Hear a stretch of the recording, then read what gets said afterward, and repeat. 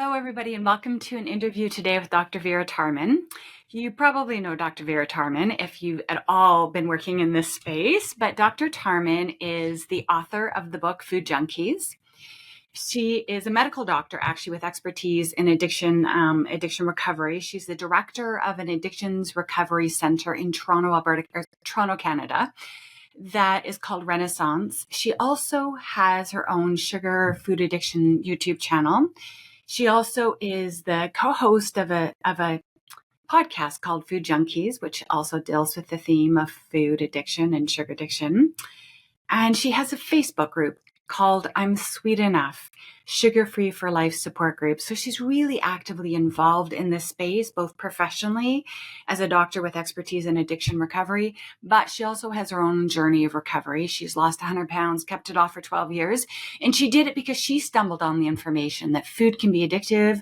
She embraced the concept of abstinence completely, transformed her life, and now she's on a mission and spreading the word that these foods are not just detrimental to our bodies and minds.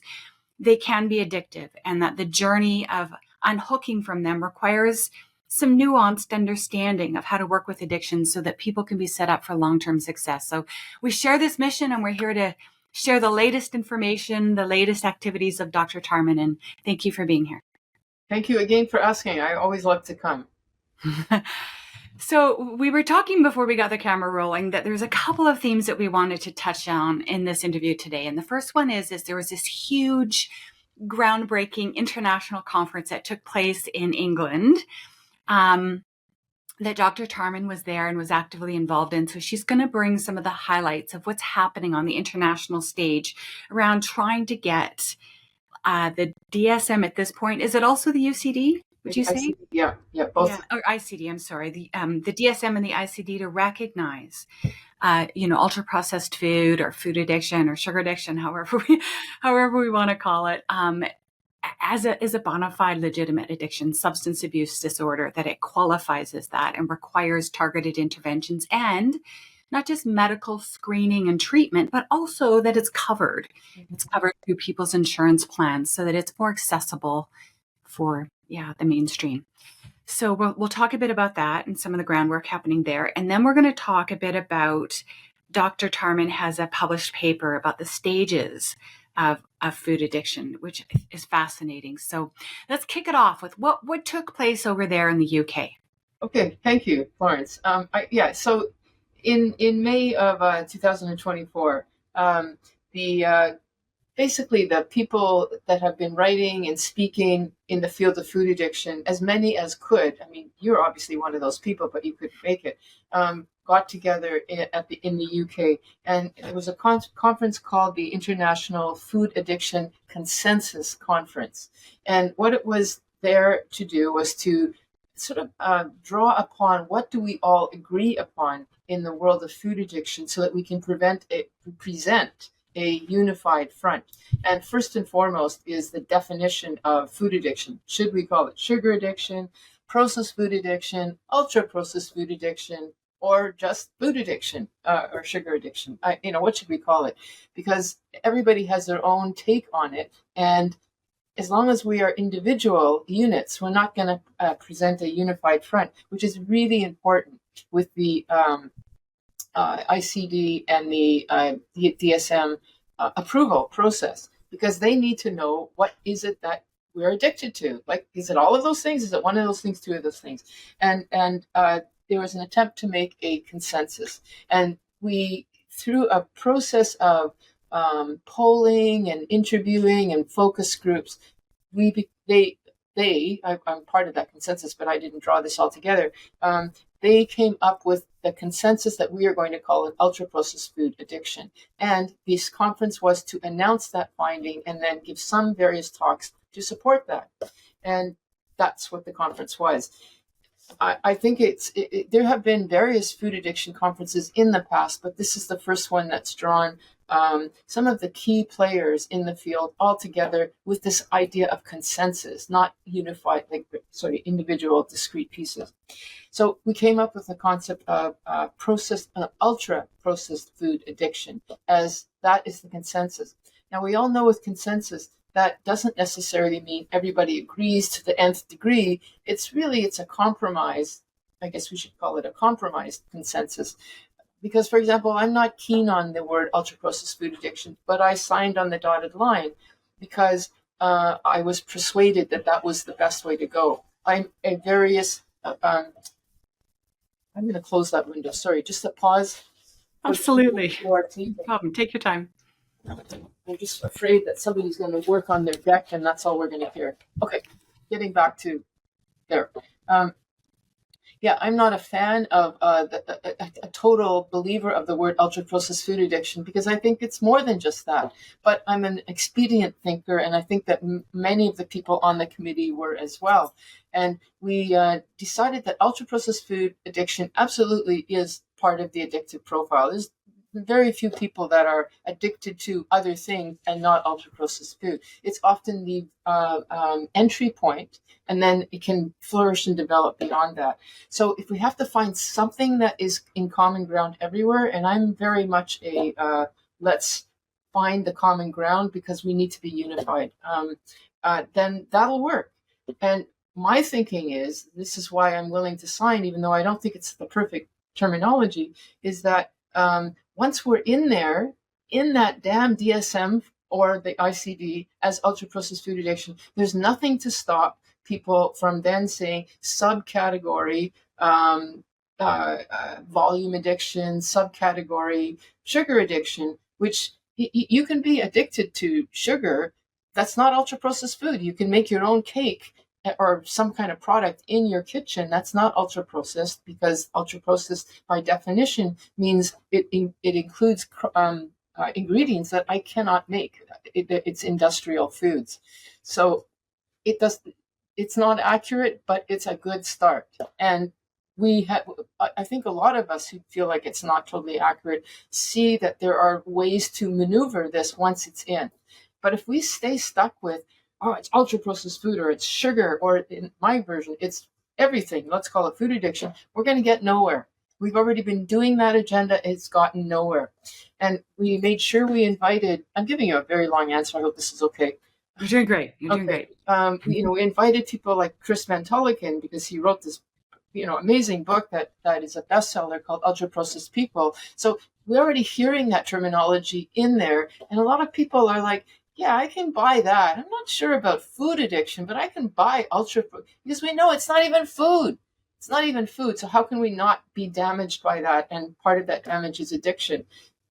People, it's an easy buy compared to me saying there's such a thing as volume addiction. Or other people going, what are you talking about? We can sell that one. So that's why we came up with that definition. And I know it's not perfect, but I think it's going to work. I completely agree. I actually love the term because I think you're right. People resonate with, right, no one needs to be eating ultra processed foods. Yeah. No one. Like, And it doesn't even sound good. Like, no, something in our bodies go, "Ooh, that's not right." I don't, yeah. yeah. And Yeah. I just came across an article, and I'm actually going to hunt that person down to do a podcast and talk with them specifically because it's really interesting. You might want to pursue her too. It's an Mm. article that was published just in the last few months, which, by the way, folks, there is so much stuff being published now because ultra processed food is palatable. People can get this. There's so much being published now about addiction and ultra processed food.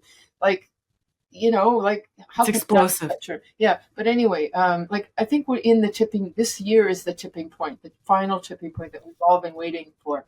Anyway, Mhm. this was an article that said, I think it's called "No Food" or "Not Food." The truth about I don't know, something. Let's call it ultra processed product. Don't even have the word food in it because it's not food. And when you think of it that way, it's like it makes it very easy to see that this is, well, but not food. I'm even taking to, even though it's not an accurate term or accurate, it does give the image. I'm even saying, imagine eating microplastic. It's basically like, how can that be good for you? No, microplastic with flavoring. Because I think it's Michael Moss who writes in his book, if it didn't have the flavoring, it would taste like shit. It would just taste horrible. It would not taste like food because it isn't food. It's the flavoring that makes it taste like food, but it isn't food. So let's just call it ultra processed product. Anyway, I think that's a great article to hunt down. point being made that it isn't food. Right. Yeah. Right. Absolutely not. It's as much food as heroin and morphine used to be a poppy seed. Yeah.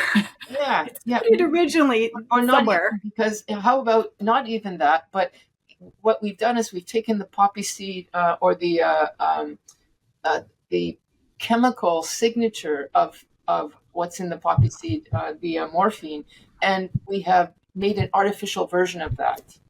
Ah, Like, for example, crystal meth is entirely fabricated. Um, I mean, there's nothing natural in that, but it mimics a very potent cocaine high. There's not even any coca anymore. It's entirely fabricated. That's what we're talking about with ultra processed food. Yeah. So anyway, yeah. if anybody is interested in this, can I just do a quick sell? The talks on the UK are available for fairly reasonable price. I think like Mm. $50 American, something like that, and you get like 8 or 10 talks from leading people in the field, including Michael Moss and no, not Moss, Chris Van Tolikin, and yeah, Michael Moss was there too, him too, and me. Hmm. You can hear me here, but nevertheless. Yeah, no, absolutely. And the good thing about buying those recordings, beyond the fact that you get to be right on the cutting edge of Yeah. history in the making, as world experts come together to talk about how can we get this on the radar, medical, establishments radar, so we can diagnose it and treat it and cover it under medical plans. Yeah. But you're also supporting the work of people who are spending enormous amounts of time, for free working on this genuine social justice issue. That's true.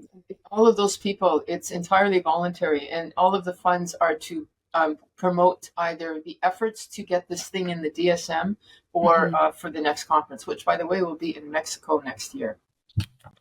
Hardly wait. I'm going to be there.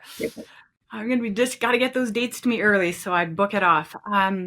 Yeah, and I really do see this topic that we're talking about as social justice. Certainly there's biomedical, psychological implications of the consumption of ultra processed foods, junk foods, but there's also a profound social justice issue in the sense that if these foods are addictive, and certainly there's an ocean of evidence and more coming all the time that they can be, no different than any other substances of use and abuse, it really begs the question, should we be protecting children under the age of 18? And if, Yes. Oh my and God. Yes. Absolutely.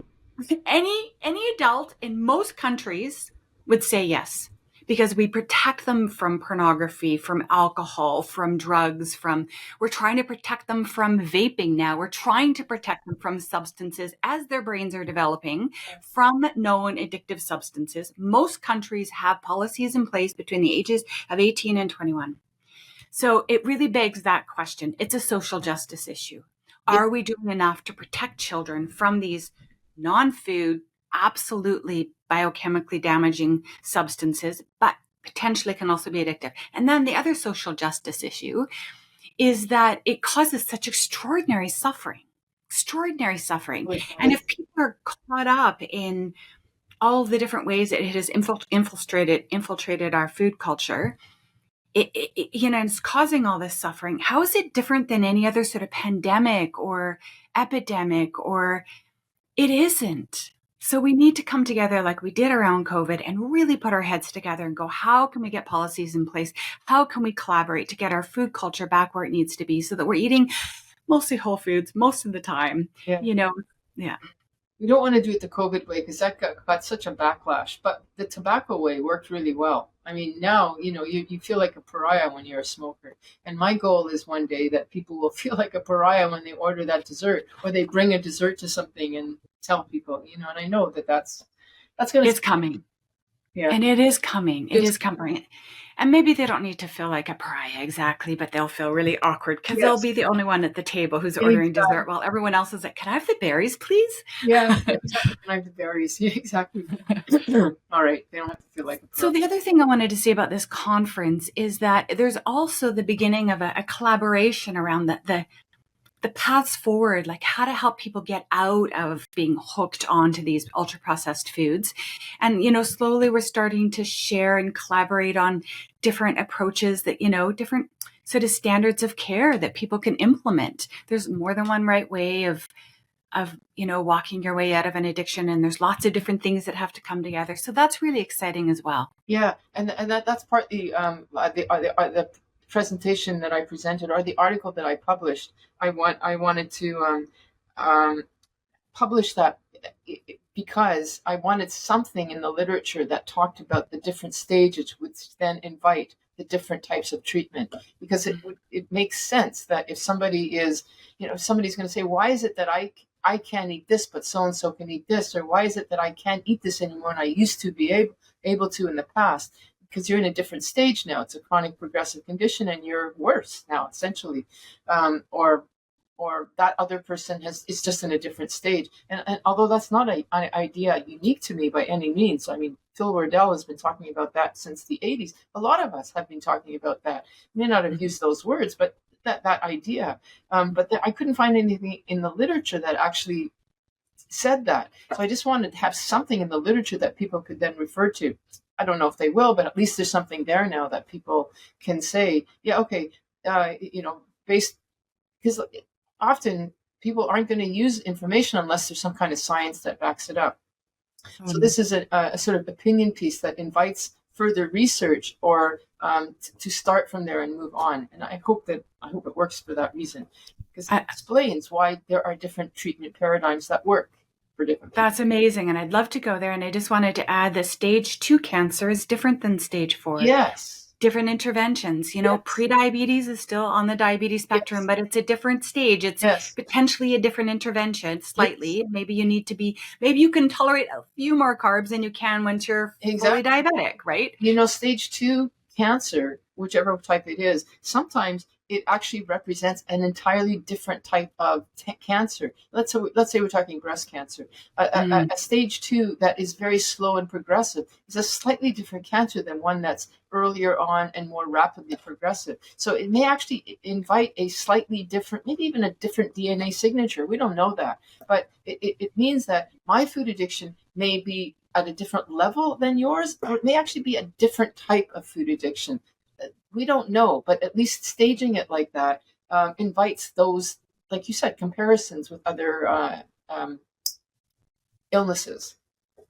Totally interesting. Yeah.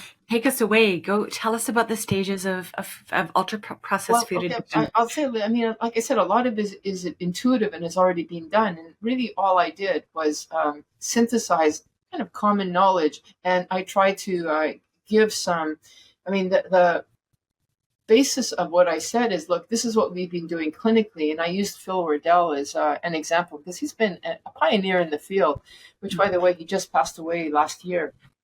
But he's been a pioneer in the field of food addiction since the 80s. And a lot of us were trained by him or became aware of his information. But he didn't have enough sort of scientific basis, although he did a lot of his own writing.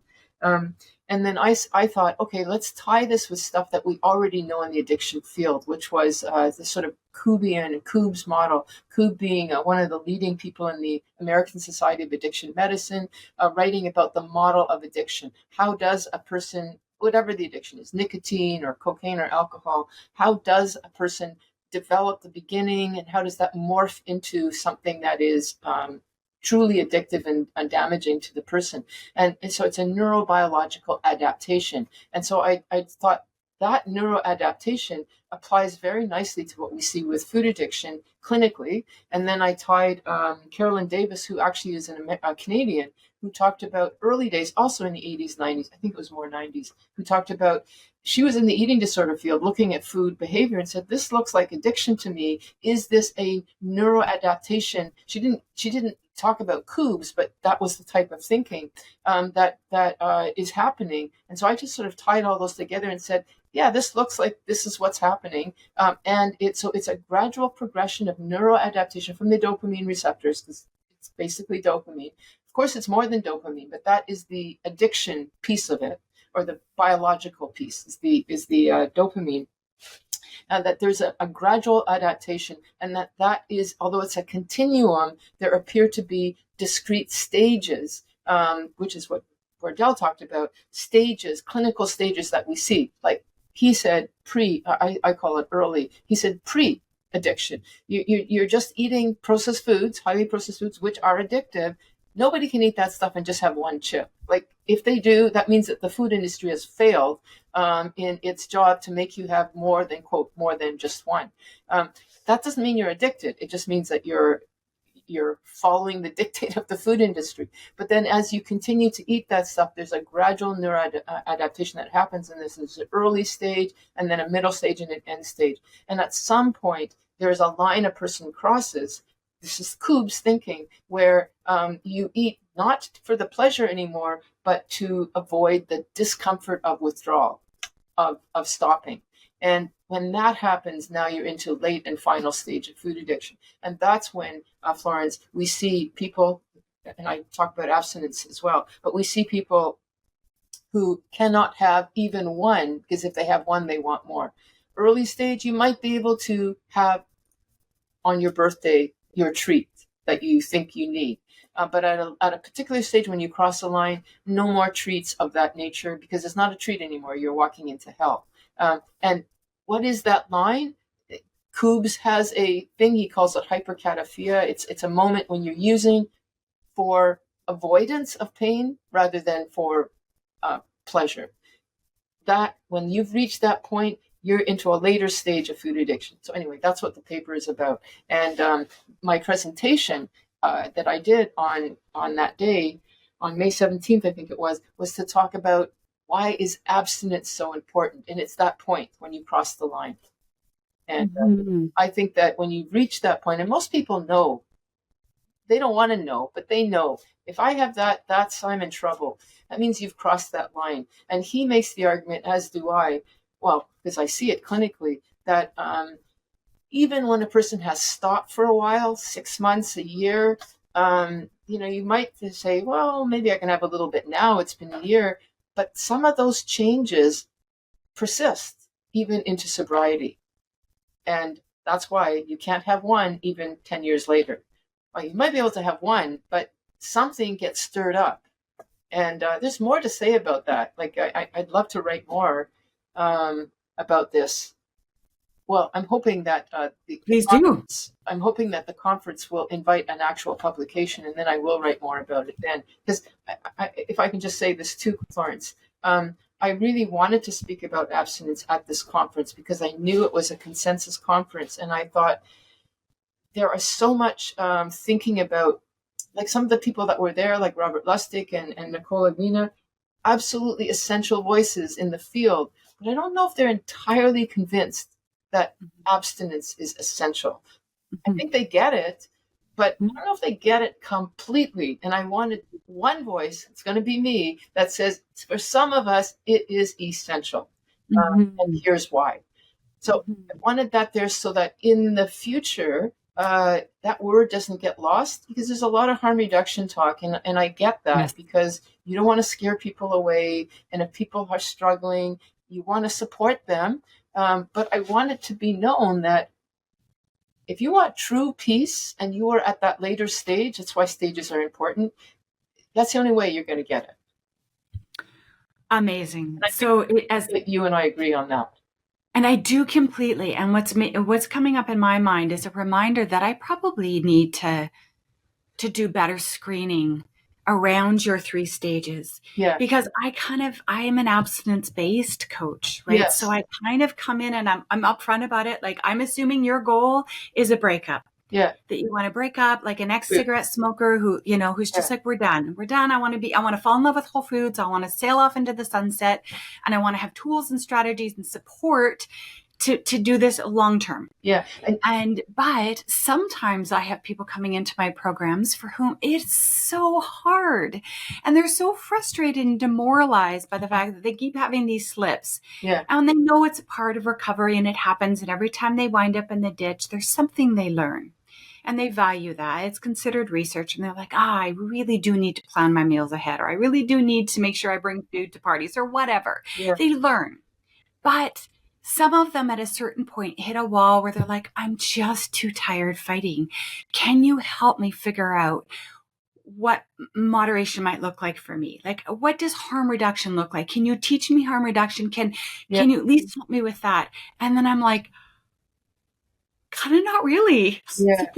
Well, I don't know it, what that looks like. okay, so then what you might need to do is determine, like you said, you have to screen. So one of the things I would really like to see from this article is a call for screening. So how can we determine Yes. where the fits are? Now I know that Bitten Johnson, for example, has her sugar Mhm. analysis, That's- and that probably would tag somebody right into the later stage of food addiction because it's throughout their life. Because I think Florence, if you had some kind of screening tool, then you could say, okay, harm reduction, here's the value of that. But if you're hoping that that might be a sufficient solution and you're at late stage, it probably won't be. So this is a temporary fix. But Mhm. maybe if you're not at that stage, then maybe a harm reduction tool will work for you. Moderation, let's call it moderation, Yeah. will work for you. Yeah. But Yeah. if you're at a later stage, it won't. But then what a person would do in the harm reduction thing is, okay, what are you willing to do that it's not the best solution, but it's something, kind of like sweeteners. Are you Mm. willing to live with sweeteners? Okay, can we do that? Are you willing to cut back? And then you work with them. How well did that work? Um, Mhm. if Yeah. you had the screening, though, you would know right off where that's likely to work and not work. So I can imagine that there might be people listening to this going, okay, okay, okay. Tell me about how can I help decide for myself if I'm early stage, middle Hmm. stage, or latter stage? How Right. can we? What kind of screening tools have we got now for that? Well, I don't know if we have any other than Bitten Johnson's, which most likely would peg somebody into the later stage of food addiction. I think we do it on the seat of our pants by the client saying, I mean, you just ask the Mhm. question, have you ever been able to moderate your food with peace? And I mean, yeah, I guess, yeah. Or I mean, when we talk about moderation, first of all, we want to know what we're talking about with moderation, because if it's just sugar, but you're still able to eat other processed foods, okay, then that would be your version of moderation. Whereas somebody else would say, no, I can't eat any processed food. So even though it's healthy, if it's packaged in some keto bar and I can't moderate that, then that's part of the deal. I usually just use the word sugar and trigger foods. But another one would be, can you tolerate sweetener? Another person couldn't tolerate that. So we've been doing it by the seat of our plants by figuring out what are the trigger foods. But I think it would be great if we actually had a specific tool. We don't have one yet. So far, it's Florence using her in the moment, spot on client Intuition. focus. Yep. Yeah, So early stages is where you're consuming ultra processed foods yeah, and it's kind of like you're using them and maybe occasionally overdoing it a little bit, yeah. but it's kind of not really a major problem, not physically, not mentally, not in terms of volume. Yeah, because and really it's just a sign that the food industry has done its job. Like it Right. is making you want to eat this stuff. That is its job. That food Yes. engineers are thinking, how can we make you choose more of me rather than another food? So Yeah. it's not even really a condition, but you are getting triggered in a particular way. Okay. When the neuroadaptation happens because of overexposure, so if you really truly, if we all just had a dessert, even a super duper thing 3 times a year, nothing would happen. Like we used to Right. feast, human beings used to feast all the time before the processed food industry came around, and only the rich who had the ability to feast every weekend had a problem because it was just not available or expensive, whatever. But now the food industry, we get to feast every day, and therefore overexposure of those dopamine spikes leads to a neuroadaptation, which ultimately translates to a change in the brain.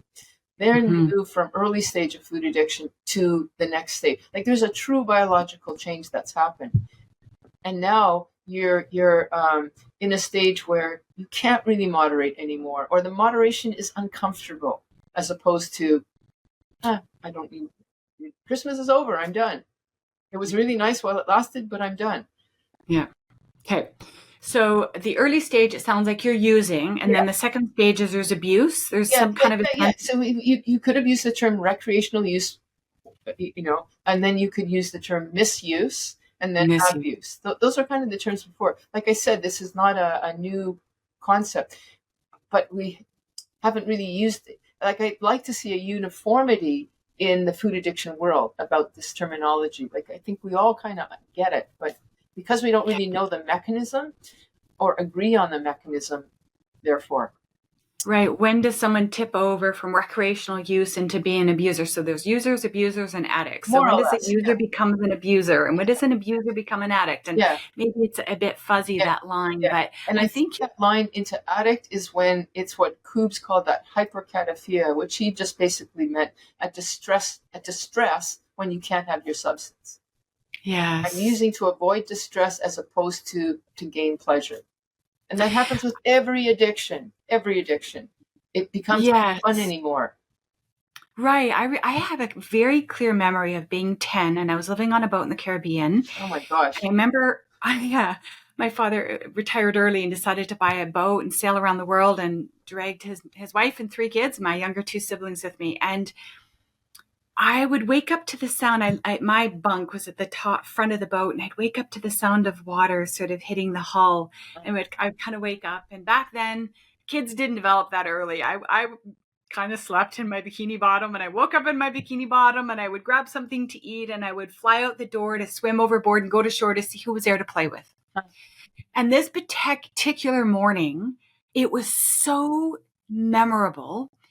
But I got up and I don't know where my parents were. They might have already had gone to shore or something. I might have slept in, but I recall being alone and I was sort of hungry, but not really. So I grabbed something to eat. I don't recall what it was, but then there was this like craving for sugar. Yeah. And I couldn't put my finger on it. At the age of 10, there was no awareness around it, but I kind of rummaged through the cupboards to see what was there. And I was annoyed because there was a part of me going, I want to get to shore. Uh-huh. Like, I want to go play. I want to go, like, where's my siblings? What's happening? And I felt left Oh, behind and I wanted to go play, but there was something else uh-huh. that needed to be dealt with. Yeah. And I remember, so I got one of these no-bake cakes with this really disgusting frosting. And I remember eating it with resentment. Like, oh, I was just like shoveling it in to shut up that what I would call the sugar dragon or that Yeah. it's right. Yeah. It's almost that moment where you're like, I don't even want this. Yeah. I just want whatever that thing that's crawling at me and bugging me to Yeah. shut up. Yeah. Like, leave me alone. There, you've got your cake. Can I go play now? Kind of Yeah. feeling. Is that what you're talking Yeah. about? Yeah. Yeah. Yeah. That would be a one version of it. I mean, I'm thinking that it could be to the point of I'm, 400 pounds and I really have to stop and I still can't stop. But you're giving like a very nice kids version of that because they likely have not yet developed all those conditions, but they're still dealing with the dragon inside. Yeah. Yeah. Yeah. Yeah. That this itch that just Yeah. needs to be scratched and it's annoying and it's Yeah. not, there wasn't even pleasure. It was gross. Yeah. And that itch, you weren't enjoying it exactly, but you kept thinking you have to do this. That's dopamine. That is the exact feeling of what a spiked dopamine is. And you see that in everything. Like when a person is smoking a cigarette or drinking, it's like, oh, I feel sick. I'm going to throw up. You still want it. Yeah. Porn, it's still you still want more, even though it's all over it. Like it doesn't matter what it is. Addiction, it drives a person crazy when it's that itch Yeah. that cannot be fulfilled. Yeah, that's right. Yeah, that's right. It's an itch that can't get satisfied, but you can't not itch it without feeling like you're going to lose your mind. So you're just like, okay, fine, I'm going to scratch it. And And then you hope that it's temporarily assuaged, but it always comes back. and when you stop, it hurts. It really hurts. It's like, oh my God, Hurts. it hurts because you've been scratching so much. It hurts. The only way to abate that is by scratching more. Like it's funny how you don't really feel the pain until you stop scratching. You just keep wanting that thing. Yeah. Anyway, Yeah, yeah, when that yeah. moment happens, that's when you're in stage 4 or later stage. You're in the addictive stage. In the addictive stage, Yeah. yeah. Yeah, yeah. Got it. So the middle stage, tell us a bit more about what that might look like. I guess that would be when, I mean, it's a continuum. So definitely the obsession is there. I think it might be a painful stage because a person is still thinking it's not that bad. Like at the later stage, you know it's bad and you just can't stop it. But I guess the middle stage is you're not entirely convinced. You can still live, you can manage it to some degree. Um, Maybe you can moderate once in a while, although I don't think moderation is a peaceful solution. It always feels like white knuckling.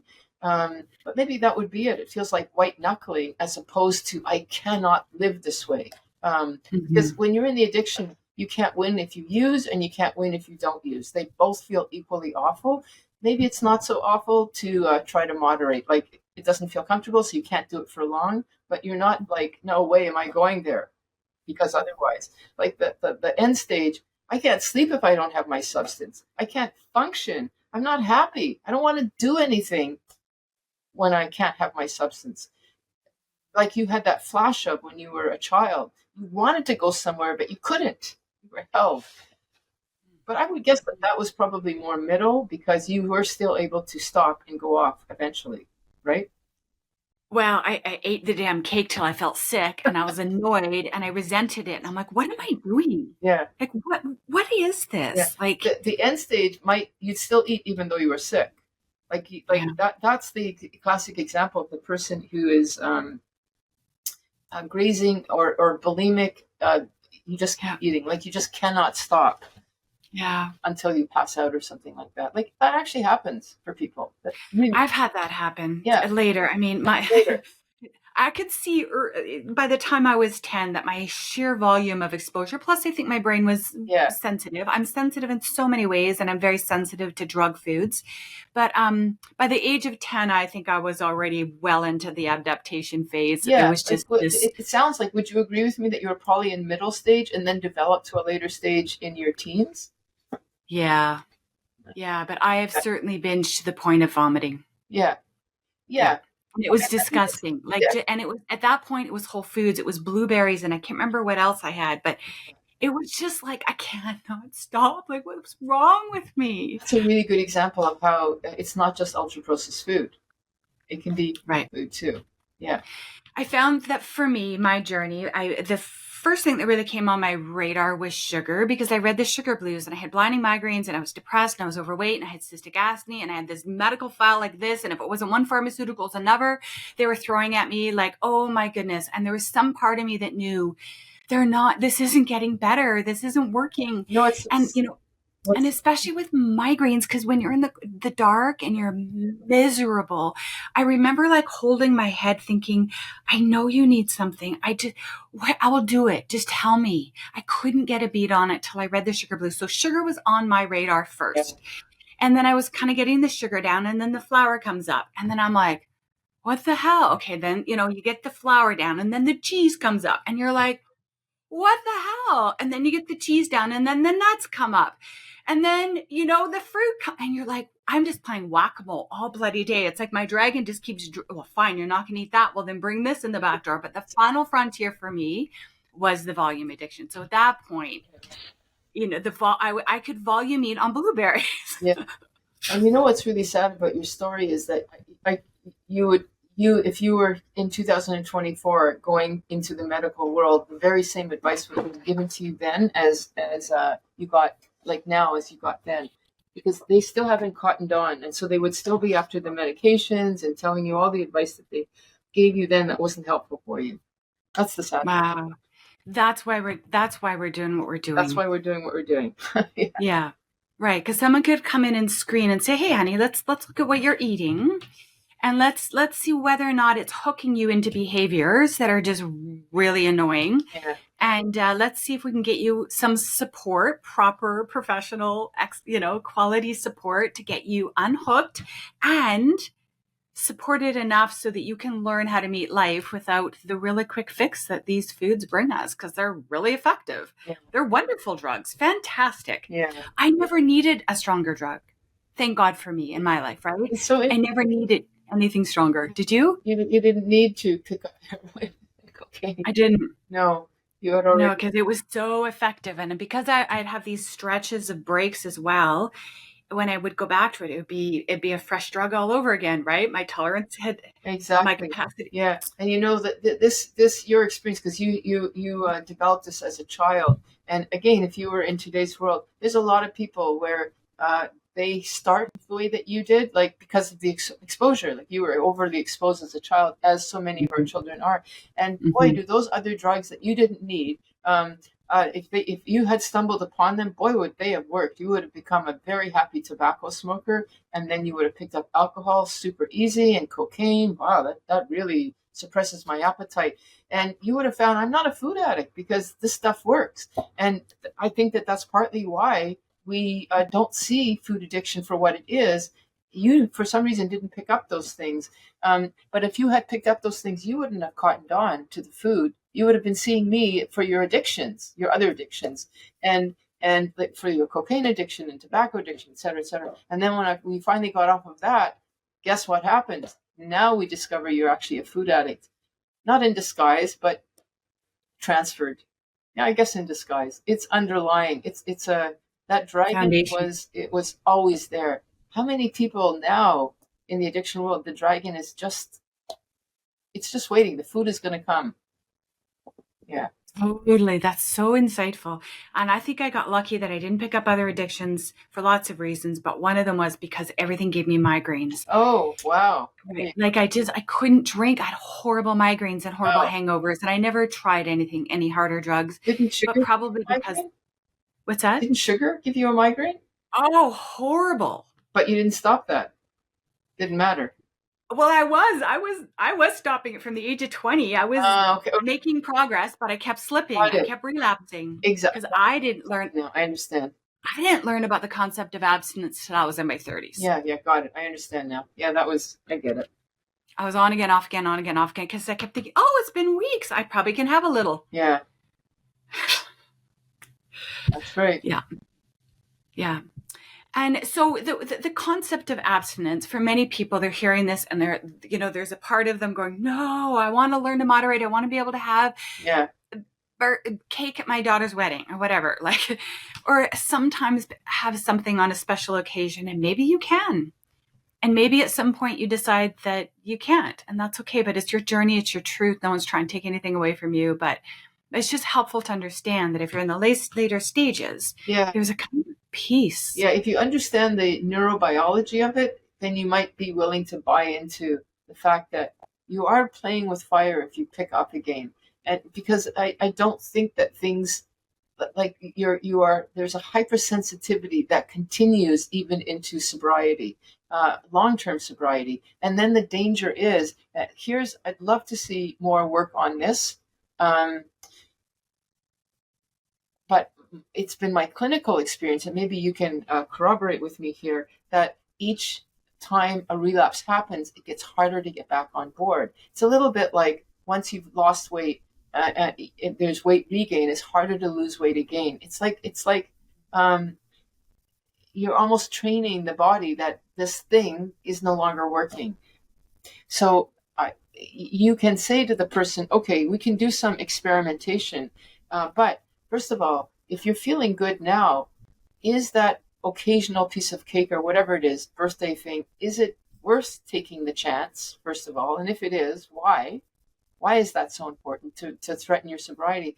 But then also to say, look, if you do find that you can't have a piece of cake, it is going to be a little harder to get back on board.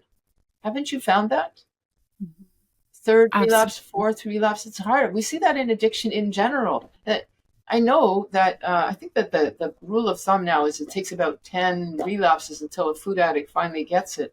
But each relapse is more demoralizing, and if you can go with the first one or the second one of success, go for it because it's going to be your easiest one. And that's not because of you. There's a neurobiological process that's happening. Yeah. I'm shocked by the number 10. I must have had hundreds of Oh, relapses. really? Yeah. But Oh, that could have been because you were also uh, in a time when, like, I'm talking about people who are aware that they should stop. You probably weren't entirely convinced. Like I heard you saying a few minutes ago, it's been 3 months. I should be able to have some now. But you wouldn't do that now, and you wouldn't coach somebody else to say, okay, it's been 3 months. Why don't you give it a shot? Like, but we didn't have that. We had to actually realize that truth. So Yeah. maybe once you realize that truth, it might be 20 minutes. I probably I that. still think I was a chronic relapser, but yes. Um, yeah, like no one's going to say, "Oh, I've given up cigarettes for 3 months," and someone's going to come and say, "Oh, it's been 3 months. You should just Yeah. have one with me." Like no Oh, one's going to do that. yeah. That's such a good example. Most people get that, maybe because they're previous smokers. I knew. I mean, I used to smoke, and I knew that when I quit, there was no way I was going to have one. Just no way I would have one because I knew that it would just make me a smoker again. Why can't we see that with sugar? Because sugar and tobacco are very similar in their addictive patterns. Right, right, right. And I think this is where the longer I coach in this space and the longer I walk my own journey of recovery, the more I appreciate how trauma's tied in with this and the emotional eating Yeah. piece and how it really is the way that if it wasn't this, it would have been something else that I found. Because underneath my addiction and my use and abuse of food and ultra processed foods was an inability to drop into my inner world, to be able to sort of meet and greet emotions, to be able to sort of access my self energy. I didn't know how to do it. Why would I? I had sugar. Yeah. It always worked. It always made me feel better, gave me energy, took the edge off things, raised my dopamine, my serotonin, I just felt great. Until you hit a wall and then you stop feeling great. But I missed out on decades of skill building around learning how to self-regulate and co-regulate. And so all of a sudden you put your phone down and all your stuff comes up and you look at it and you're like, what the hell? I better go back to the food because I don't know how to meet that. It's so typical across the board with addictions. People who stop drinking alcohol, they realize that their own coping, their mental, their emotional being is like as an adolescent. They essentially have to grow up. It's partly why people will say about the 12-step program that it helps a person grow up. It gives them the tools that they didn't learn when they were in adolescence. So whatever way you do it, with a coach or with 12-step or whatever, you do have to learn how to grow up, or like you said, develop those tools that we should have learned then. And we have to work a little harder because the window period for learning those tools was as an adolescence, and now that window period is closed. It doesn't mean you can't learn them, but they won't come so intuitive to you as they would have then. Yeah, I would even go early childhood. Yeah. Like I would say that insecure attachments, Yes. right? That I would say my deepest wounding was probably very early weeks, months, years, Yeah. an insecure attachment. And so, but the beautiful thing is I actually don't, I bristle as you say the word growing up. It's true. Uh, But I feel like I don't want to grow up because there's a part of me that's still waiting for someone to come and pick me up and rock yeah. me and cradle me and tell me everything's going to be okay and I'm right here and right. But the beautiful thing is that it's us that can do that for ourselves, and it doesn't feel like growing up to me. It feels like a deepening a self intimacy. It's the way our food becomes the way into not just a sober life, but a life that there's no way in our wildest imagination we can imagine that we could have. And thank God for our food addiction or our struggles with food, wherever you fall on the spectrum or continuum, from a user, abuser to addict. Yeah. When we pay attention to what happens when we sort of put down the food and what comes up and what's possible for Yes. the kind of richness of life that comes in, it's like the best thing ever that we're on the path of recovery, because what we'll discover on the other side is so worth it. Yeah, it's like the whole underworld. I'm reading the most fascinating book right now. I don't even know if I want to say it out loud because I think it would freak people out, but I'll tell you off the camera. But there's this beautiful passage where the guy's talking about, when you go out at night on a summer night and you look up at this big vast sky and all the stars and you just have this sense of wonder. It's the same on the inside. The inner world is the exact same, and there's this depth and these layers, but when we're in addictions, we're cut off from going in. Yeah. There's such a mess in there, and there's so much fear of the Yes. feelings, so much, right? Yes. And we get to now drop in and discover this awesome inner world. And anyways, Well, there's actually a meditation that's called child mind, beginner's mind, which is how to see the world as if it's the first time you saw it. Oh, yes. Yeah. And it is like a child. And you use the word wonder, and if you think about it, dopamine, which has been skewed and abused, and that is essentially the whole mechanism of this addiction paradigm, the neuroadaptation is dopamine. What is dopamine truly? Introduced to us as a child is wonderment. Everything is new. Everything is a wonder, and you can't feel wonder anymore because it's been totally, that's the dopamine that's been abused. And what you're actually saying is, I want to be able to feel the pure taste of what true dopamine should feel like. Oh, that's so beautiful. That's so beautiful. Yeah, Oh, that's so great. Yeah, let's put down the fake stuff, the yeah, fake dopamine pet, right? exactly. Oh, you know, it's one of my favorite quotes. I hope I get this right. Something like, it, uh, addiction is an attempt to have a spiritual experience, but it's knocking on the wrong door, or Yeah, it went to the wrong yeah. address. That's a good one too. I like that. Yeah. Yeah, it went to the wrong Yeah, it address. went It's to like, that oops. stupid food industry. Yeah.